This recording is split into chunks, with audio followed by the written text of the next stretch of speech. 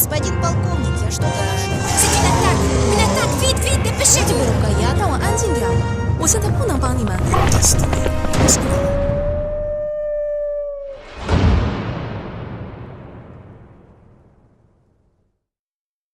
Elena et Jean-Gaël arrivaient maintenant dans une immense salle presque rectangulaire. Contrairement au tunnel, celle-ci était décorée, lumineuse, avec des murs lisses et droits. C'est magnifique. Oui, nous en sommes assez fiers. Il faut dire que nous passons malheureusement de plus en plus de temps ici. Comme tu le vois, cette pièce fait office de salle de réunion, mais aussi de réfectoire, de dortoir, bref, toutes les fonctions d'un abri. Une vingtaine de musiciens les avaient précédés et une quarantaine se pressaient encore dans le tunnel. Lorsque tout le monde sera rentré, nous fermerons le sas en Kevlar qui résiste au napalm des dragons. De toute façon, un dragon ne pourrait pas passer le tunnel, mais on sait jamais. Il fit visiter le lieu, tel un guide touristique dont on sentait la fierté. C'était un peu étrange dans un contexte aussi dramatique. Mais mieux valait-il le prendre comme un indice rassurant. Apparemment, Jean-Gaël était certain qu'ils étaient en sécurité, et c'était confortable de s'en laisser convaincre.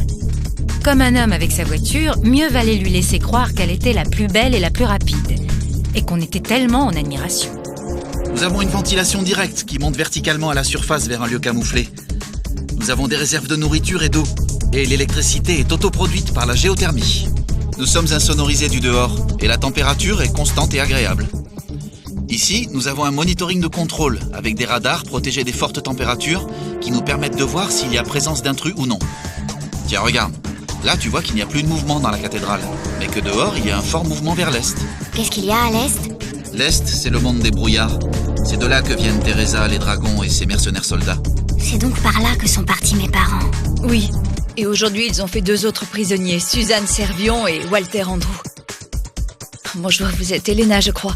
Je suis Megan Roberts, c'est moi qui tiens le registre des présences de l'orchestre.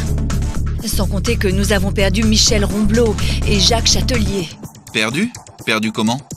Ils se sont trouvés sur le passage du dragon quand il a enfoncé la porte. D'un coup, la fierté avait laissé place à la tristesse. Jean-Gaël revoyait le visage des amis qu'il venait de perdre.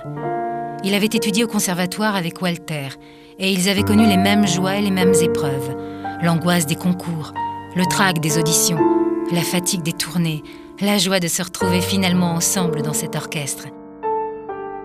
Et puis, si Walter était parti, le prochain serait peut-être lui, Jean-Gaël, et contre cela, son souterrain n'avait rien pu faire.